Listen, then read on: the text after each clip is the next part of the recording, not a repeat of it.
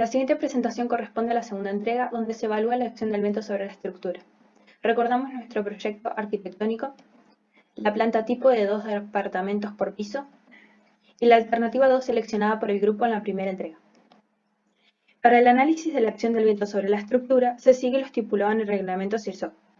Desarrollamos el procedimiento analítico del método 2 del reglamento, ya que se cumplen los requerimientos que plantea. Para la primera parte del sistema principal resistente a la fuerza del viento, lo que se busca es la presión dinámica para luego obtener la presión neta y así la carga de viento. Entonces aplicamos todas estas variables en las fórmulas y en la de la presión neta se la aplicó en las direcciones sur-norte y este-oeste, para presiones internas positivas y negativas y para las diferentes superficies, barlovento, sotavento, laterales y cubierta.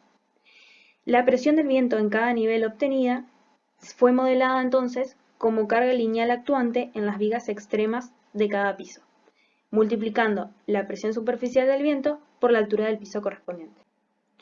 En el siguiente paso de componentes y revestimientos, lo que se calcula son las presiones actuantes sobre los componentes ubicados en paredes.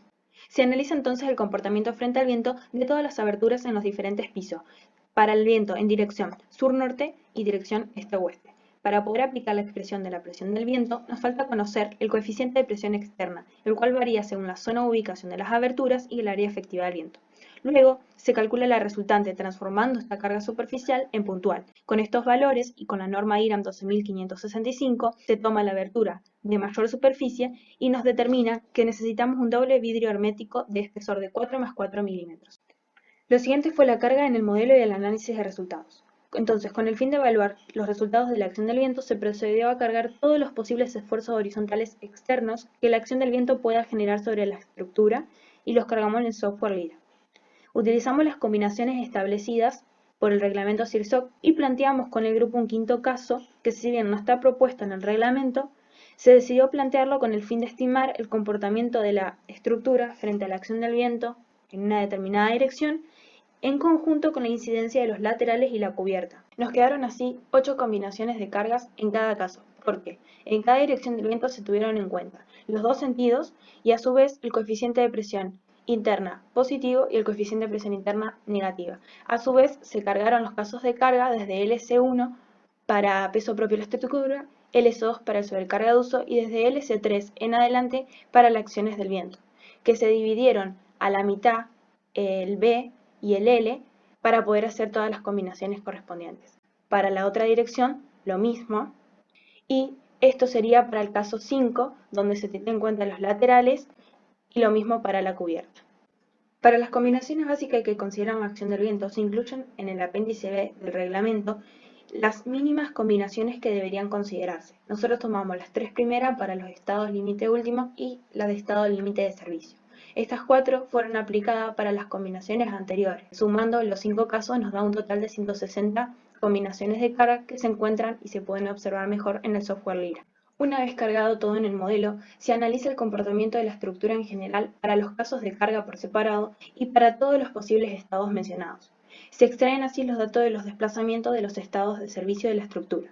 Sabemos que el edificio tiene una altura de 38,5 metros, entonces el desplazamiento máximo que obtuvimos haciendo h sobre 500 es de 7,7 centímetros. Entonces, observando en todos los estados los desplazamientos obtenidos en la dirección de x, y z, se llega a que ningún valor sobrepasa los 2 centímetros. El único valor máximo hallado es en la dirección de y, la imagen de la derecha, para el sentido del viento de norte a sur, con 5,69 centímetros. De este modo verificamos que los desplazamientos se encuentran dentro del rango mencionado.